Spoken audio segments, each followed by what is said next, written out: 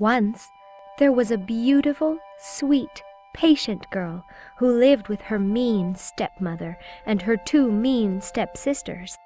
They were so mean, they made her do all the work in the household and even made her sleep in the fireplace ashes. They laughed at her all covered in ashes and called her Cindrella. One day, Cindrella planted a twig in the forest. She watered it with her tears, and it became a tall, strong tree, and a white bird came to rest in its branches. Cindrella knew, because she was kind and good, that the bird would help her when she was in need, and so she carried on doing the hard work and slept in the ashes without complaining. It just so happened that the prince was having a grand ball, and he invited all of the eligible women in the kingdom to join him in hopes of finding his bride. Cinderella's stepsisters flew into action, insisting that Cindrella wash their hair and help them prepare for the big night.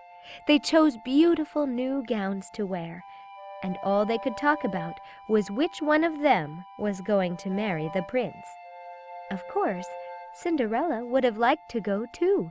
She asked her stepmother politely if she might go, but the cruel woman laughed at her. "No, you will not go," she said. "You have no beautiful new gown to wear. The prince would not be interested in a girl like you." Cindrella looked so disappointed that her stepmother threw a basket of lentils into the fireplace ashes. "Fine," she said. "If you can pick out all of the lentils before it is time to leave, you may go to the ball." She knew it would be impossible for Cindrella to separate the lentils in time, so with that, she gathered up her daughters, and off they went to the palace. But as soon as she was gone, Cindrella called to the birds for help, and all kinds of beautiful birds appeared at the window. "Help me, please," she asked, and together they separated all the lentils from the ashes in plenty of time. Cindrella thanked them and ran out to the tree. She called to the white bird, "Please, send down a dress for me to wear to the palace." And the bird sent a beautiful gown, prettier than anything Cindrella had ever seen. "Oh, it's beautiful. Thank you," she called. Quickly, she made her way to the palace, and as soon as the prince saw her, he was stunned. He danced with her all night, which made all of the other maidens in the kingdom jealous. But as the night ended, she disappeared, without even telling the prince her name. By the time her stepmother and stepsisters returned home, Cindrella was fast asleep in the ashes. The next day, Cinderella's stepmother and stepsisters could hardly stand their excitement. The prince was throwing a second ball. Once again, they made Cindrella wash their hair, and they put on even prettier gowns than they had the night before. Once again, Cindrella politely asked her stepmother if she could go, but the woman laughed at her. "Of course not," she said. But then, at Cinderella's disappointment, she threw a basket of grain into the fireplace ashes. "Very well," she said. "If you can pick out all of the grain before it is time to leave, you may go to the ball." And with that, she gathered up her daughters, and off they went to the palace.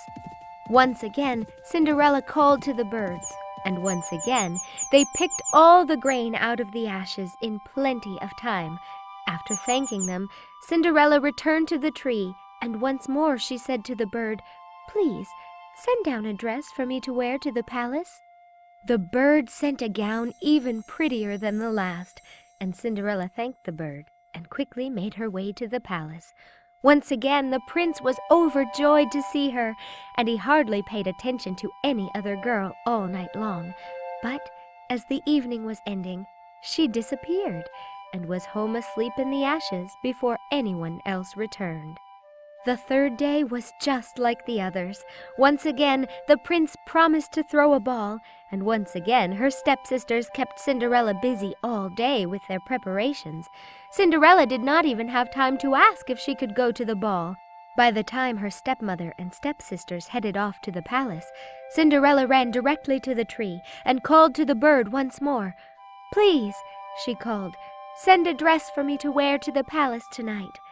Once more the bird sent down a gown even more radiant than the previous two, as well as 2 beautiful shoes made of gold. "Thank you, thank you," Cinderella called, and hurried off to the palace. This time the prince was determined not to let the beautiful girl disappear, and as the evening was ending, he tried to run after her. It was all Cinderella could do to keep ahead of him, and she finally ended up climbing a tree, but she dropped one of her golden shoes. The prince discovered the shoe, and vowing to marry the girl whose foot fit inside, he went home.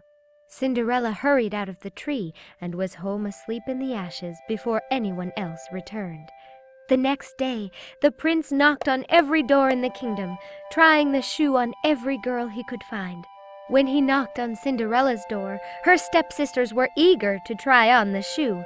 Each did everything she could to get her foot inside, but it was no use. Finally, the prince, who was just about to give up, asked, "Are there any other girls?" "No," said Cinderella's stepmother bitterly. "There's just my stepdaughter, but she sleeps in the ashes. She is not the girl you are looking for." The hopeful prince insisted, and when Cinderella tried on the shoe, it fit perfectly. And I think you know the rest of the story.